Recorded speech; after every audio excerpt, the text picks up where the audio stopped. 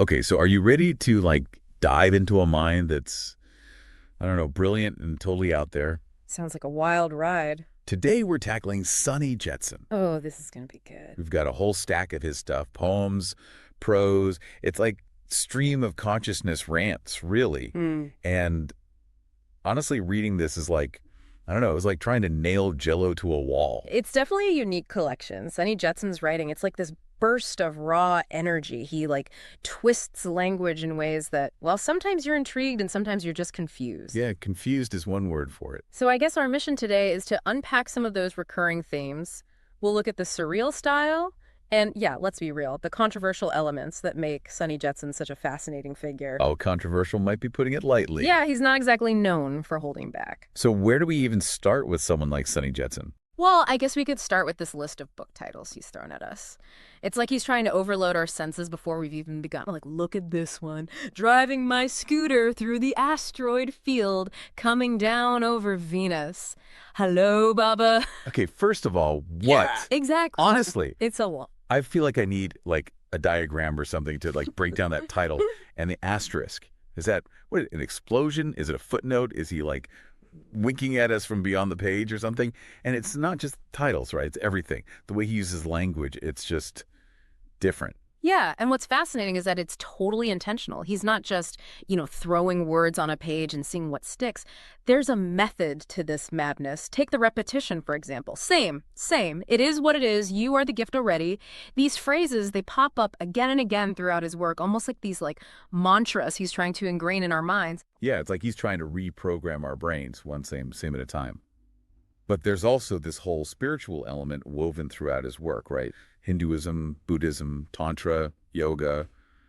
It's like a cosmic buffet in here. Yeah, he throws everything in there. He even throws in deities like Shiva, Krishna, and Kali, but not always in the way you'd expect. Right, and that's where things get really interesting. He'll drop a line like, Krishna's absolutely not going to change his divine mind. Caste will be existing in years to come. Try a new deal. And it's like, whoa, hold on a minute. He's not just referencing these traditions. He's like challenging them, reinterpreting them through this raw, almost like confrontational lens. It's almost like he's saying, hey, organized religion, you've had your turn. Step aside. It's time for something real. Yeah, something like that. Which brings us to, well, the elephant in the room. The stuff that makes Sunny Jetsun, let's just say, a walking HR violation. We're talking about sex, drugs, and some really scathing, like, societal critiques. All right. You ready to go there? Well, it's part of the package with Sunny Jetsun, so buckle up. I guess we could start with his views on sexuality.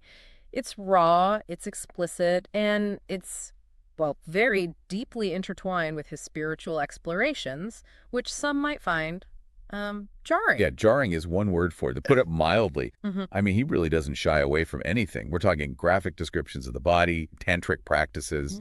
It's like he's daring you to, I don't know, spontaneously combust or Yeah, something. he definitely pushes boundaries. But here's the thing. Is he being intentionally provocative?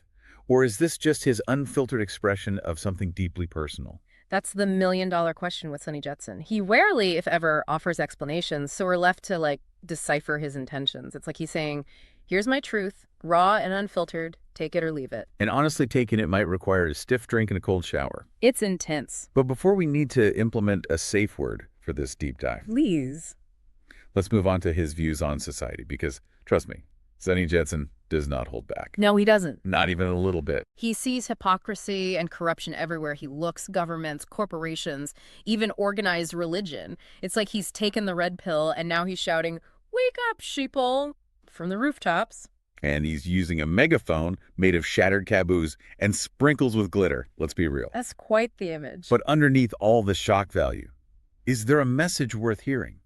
Is there something valuable buried in all this chaos? Well, that's what we're here to uncover. I think it's safe to say Sunny Jetsun doesn't just want to rail against the system. He wants to, detonate it, blow the whole damn thing up. Yeah, and the dynamite he's using. Altered states of consciousness. Lots of them. Yeah, it's like he's mainlining reality through a kaleidoscope. LSD, magic mushrooms, ayahuasca, you name it. He's writing about it. Like he's got his own personal psychedelic pharmacy going on. Totally. And he's not shy about it either. He writes about these psychedelic trips to lose their identity, entering into another elliptical dimension, a new world star, about sailing through portals of the hypothalamus and heart.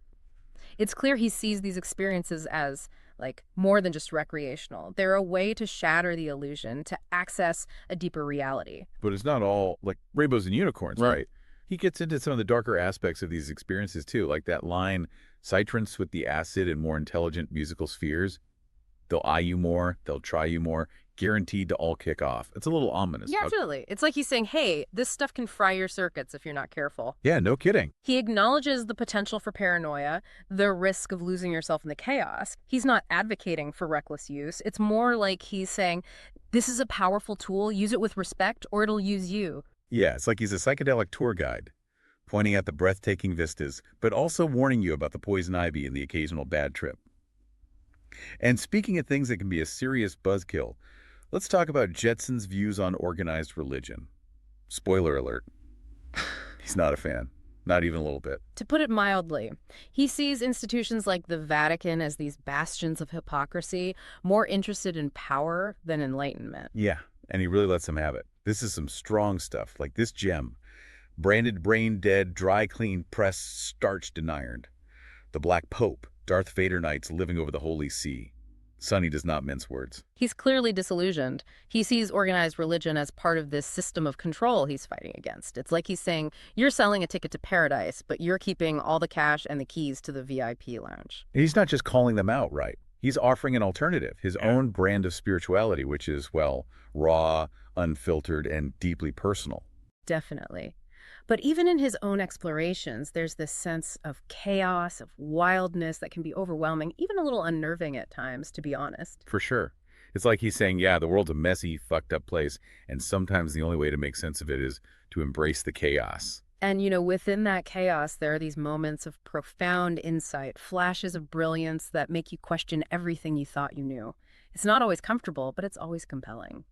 So, we've been like spelunking, right, in the deepest caverns of Sunny Jetsun's mind. And I got to say, I'm left with one big question. What the hell did we just read? It's definitely an experience, that's for sure. Like being shot out of a cannon into a spiritual flea market or something. There's brilliance and then there's just like pure BS all mixed together. And it's almost impossible to tell where one ends and the other begins. And maybe that's the whole point, right? Like maybe Sunny's not actually trying to give us any answers here.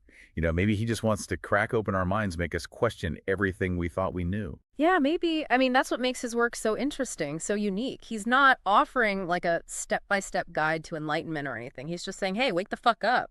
Reality is what you make it. So stop sleepwalking through life and actually choose something different, And for Sunny, something different, it might involve like a healthy dose of psychedelics, a healthy disregard for societal norms, and probably a giant fuck you to anyone who tries to tell you what to think. Oh, for sure. He is not afraid to challenge authority, that's for sure. Whether it's the government, organized religion, even the conventions of language itself, he's like a one-man revolution, tearing down walls and building something new from the rubble. But is it something good? I mean, that's what I keep coming back to, Yeah. Don't get me wrong, the guy is clearly brilliant, but there's a darkness there too, right?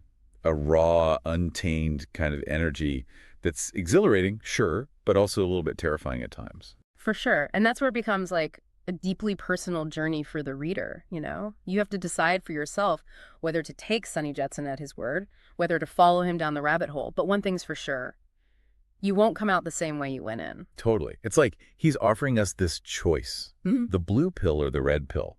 Stay in this comfortable illusion or take the plunge and see reality for what it truly is. Yeah. Beautiful, chaotic, and ultimately, unknowable. Exactly. And that's Sunny Jetsun's legacy, right? He doesn't offer easy answers, but he forces us to ask the big questions, to confront the shadows within ourselves and the world around us. He's like this mirror, Yeah. reflecting back our own potential for darkness and light, chaos and creation. And I think whether you agree with his methods or his message, you can't deny the raw power of his words. Totally. So the next time you find yourself settling, right, just going through the motions, remember Sunny Jetsun's mantra, same is for suckers. Go out there and create something extraordinary. Love it. And on that note, we'll leave you to ponder the mysteries of the universe and the maybe even bigger mystery, that is Sunny Jetsun. Until next time, happy diving.